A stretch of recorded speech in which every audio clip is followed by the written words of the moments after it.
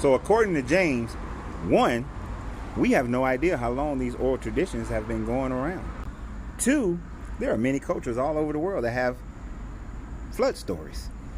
Okay, so 1, we do have a good indicator of how long these oral traditions have been around. You see, the oldest remark that we ever have of an Israelite is on an Egyptian stele, which dates around 1500 BCE.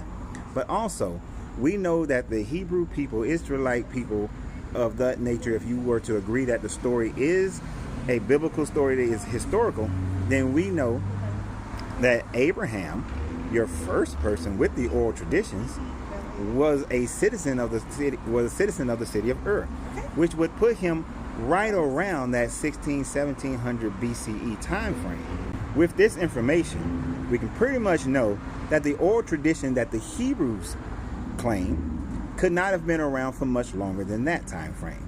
But more importantly, we know that through the conquest of the Israelites through Cyrus the Great in 534 BCE, that when the Hebrews were allowed to return back to Israel, that they hadn't been around for more than a few hundred years prior to that, which would put them around 800 to 700 BC.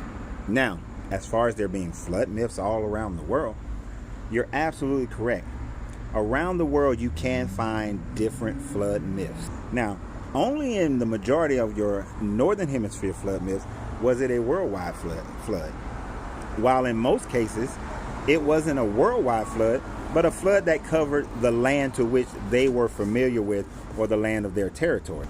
But the real crux of this, James, is the fact that these worldwide flood myths did not all occur at the same time. You see, for your Genesis flood story to be accurate, all the floods would have had to have about the same timestamp, the same dating.